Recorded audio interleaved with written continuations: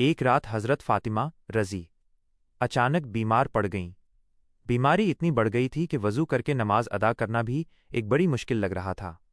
लेकिन उस समय तयम्मुम मिट्टी से पाक होने की प्रथा प्रचलित नहीं हुई थी। इसलिए हज़ारों कष्टों के बावजूद हज़रत फ़ातिमा रज़ी ने वज़ू किया और फ़ज्र की नमाज अदा की। हज़रत अली रज़ी फ़ज्र की नमाज जमात के साथ पढ़ने के लिए मस्जिद चले गए थे। पूरी कहानी हज़रत फ़ातिमा रज़ी का सब्र और अनार का किस्सा। ये कहानी हज़रत फ़ातिमा की इबादत और हज़रत अली की सखावत दानशीलता की एक मिसाल है। कहानी आगे इस प्रकार है।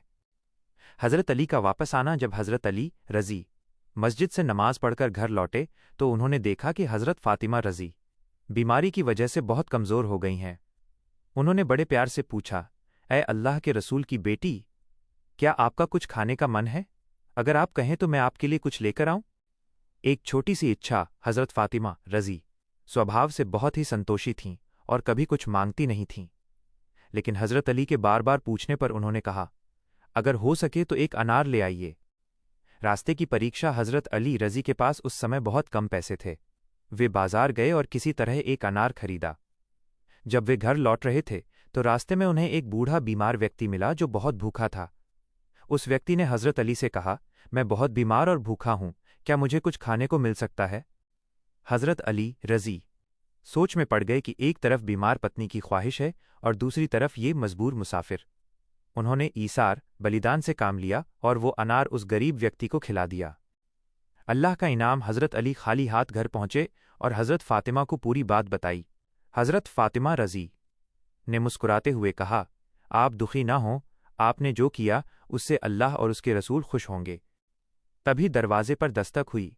हज़रत सलमान फ़ारसी रज़ी आए थे और उनके हाथ में एक थाल था जिसे कपड़े से ढका गया था। उन्होंने कहा, ये अल्लाह की तरफ से आपके लिए तोहफ़ा है। जब कपड़ा हटाया गया तो उसमें 9 अनार थे। हज़रत अली रज़ी ने मुस्कुराते हुए कहा, अगर ये अल्लाह की तरफ से है तो इसमें 10 होने चाहिए, क्योंकि कुरान कहता है कि एक नेकी का बदला 10 गुना मिलता है। हज़रत सलमान फ़ारसी ने अपनी आस्तीन से 10वां अनार निकाला और कहा, अल्लाह की कसम, अनार 10 ही थे, मैं बस आपकी आजमाइश कर रहा था। इस कहानी से सीख। इबादत। बीमारी की हालत में भी हज़रत फ़ातिमा का नमाज के प्रति अटूट प्रेम। दान सदका। दूसरों की मदद करना, अपनी ज़रूरतों से ऊपर रखना। ईमान। यह यकीन रखना कि अल्लाह की राह में दिया गया कभी कम नहीं होता बल्कि बढ़कर मिलता है। क्या आप